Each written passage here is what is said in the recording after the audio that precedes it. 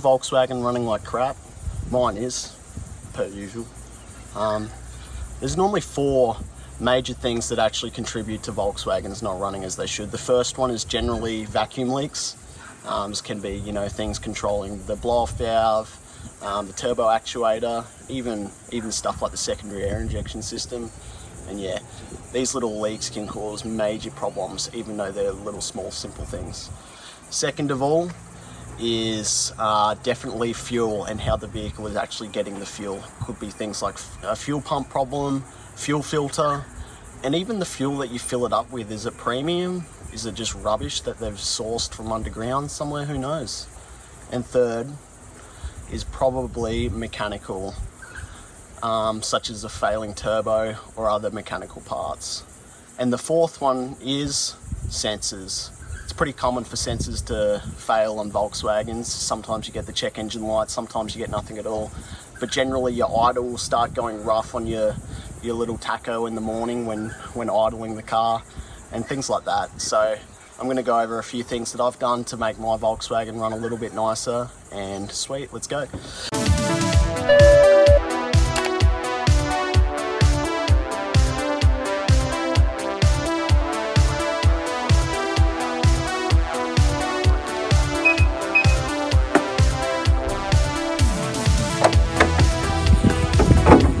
Well, here we are.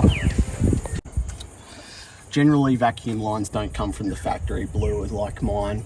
However, they do look like this. One thing you'll find is that there's a lot of little ones going all over your Volkswagen. So for example, this one's controlling a diverter valve for the turbo, got this one controlling fuel regulator, fuel pressure regulator, and then you also have things like your brake booster, which actually goes down to your brake booster down there. So that's the line that actually controls the vacuum in there. And that's what the problem is with mine today. It can just be simple things like that. Vacuum lines are extremely important. I cannot stress this enough. On older cars, these have been replaced, but the rubber actually perishes over time. They can split, they can crack. Yeah, this will just make the car not get the right readings from the fuel pressure regulator, and also not boost correctly, as this isn't being controlled as it should. This car actually has a aftermarket pod filter sort of cold air intake. I know you guys will probably, judge it like hot air intake. It's not funny. But yeah, a massive common issue for the 1.8 turbos is actually the MAF sensor going bad. And one way to kind of diagnose this is to just unplug the sensor, and the car will start to run a safe tune. And if the car actually runs better or even just the same as it did, your MAF sensor's probably bad. The MAF sensor actually maps the amount of air that is drawn into the intake of the vehicle. So if that's wrong, you'll probably notice your car smells a little bit rich when you're leaving it idling or even on cold starts. That's probably the first place to look at. And definitely if your car's creating a little bit of smoke on low revs, definitely get that looked at. So here we have the coolant temperature sensor. This little bad boy is known for giving people grief. It's just held in with a circlip down here that can be pulled out and unplugged, and that's easily replaced. Things that can be caused by a bad coolant temperature sensor is, again, a rough idle. You'll probably notice that your little temperature gauge on the dash is fluctuating more than it should, and even sometimes give a completely incorrect reading or not show a reading at all. So most modern European vehicles actually have a MAP sensor. It's normally located near the intercooler, and it actually maps the amount of boost that's running in the intercooler and around the intercooler lines to the turbocharger. This vehicle has it down here just with its baby little intercooler. So if this is wrong, you'll probably notice your vehicle is spiking with boost incorrectly, and this can actually cause, hardware failures. So you'll probably want to get that sorted out as soon as possible. This car actually has its fuel sender unit in the rear of the car. So it's normally underneath the passenger seat on most modern European vehicles, and it actually has to suck fuel up through the fuel pump and send it right underneath the car, which in turn the line runs straight to the engine. So this car actually has an inline fuel filter. It's right underneath This is the inline fuel filter. It's very important that this is changed every 100,000 Ks just to make sure any of the contaminants that have come out from the tank are captured. But then also if the filter's replaced, it won't be such a blockage within the system. Cannot stress this enough. Please use premium in your turbocharged cars. They really need that high octane rating. The fuel lines come up through the front strut tower and come along to the injector rail. It's normally not that common for injectors on these vehicles to fail. However, it can happen, and if it comes to it, that might be a place to check also. One thing I forgot to mention is the vacuum valve for the turbo actuator. It's actually referred to as the N75 valve.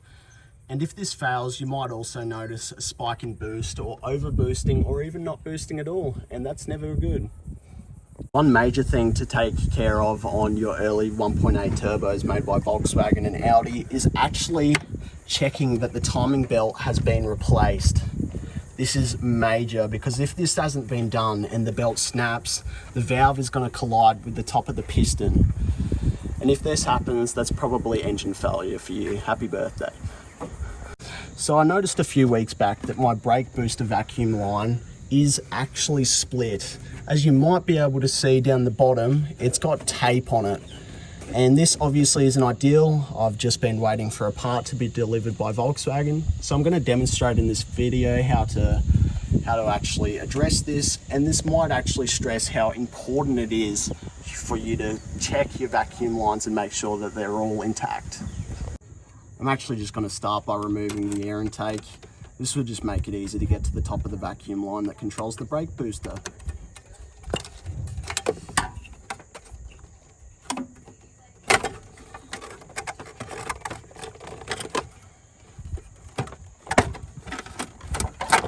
There's that one out. So here's the top of the brake booster line. It actually split previously, and me being a little bit tight at the time, I just cut off the split area and pushed it back on. Not ideal, but it did get me through when I got one ordered in, I guess. Annoyingly enough, Volkswagen used these one-time use only clips. So I'm just gonna see if I can actually just wiggle it off.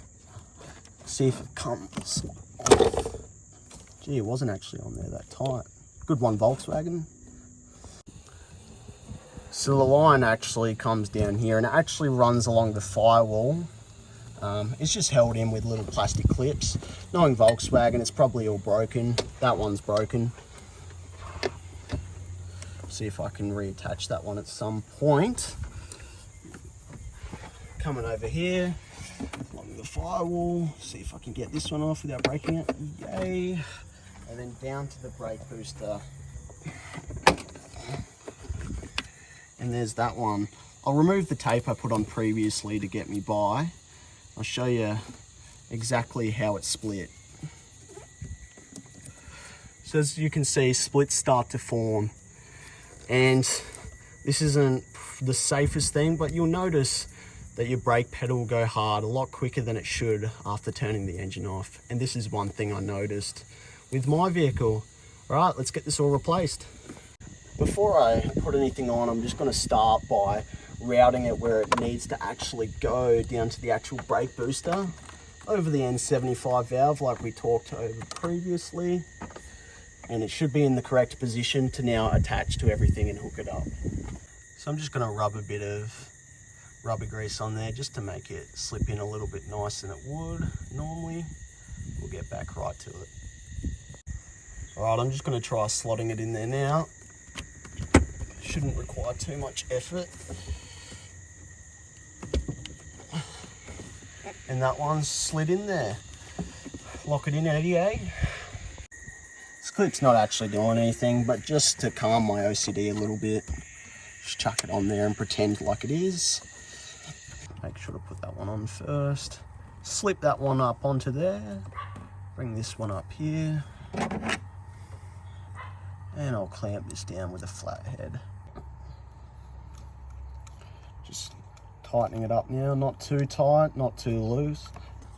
All right, I've just snugged it down now. I'm just gonna make sure it's all routed correctly. I'm actually gonna go back over to the brake booster and check that it's all on correctly. And if it is, we're off to the races. So yeah, that's not going anywhere. Sweet, time to put the air intake back in. That one's all snug, I'll make sure that's all tight there. It's all tight down there. Sweet, just need to tighten that.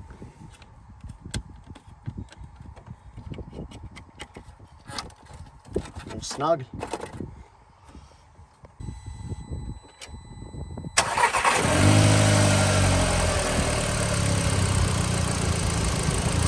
So the brake is now actually holding vacuum after the car's been turned off, so that's a great success. Great success.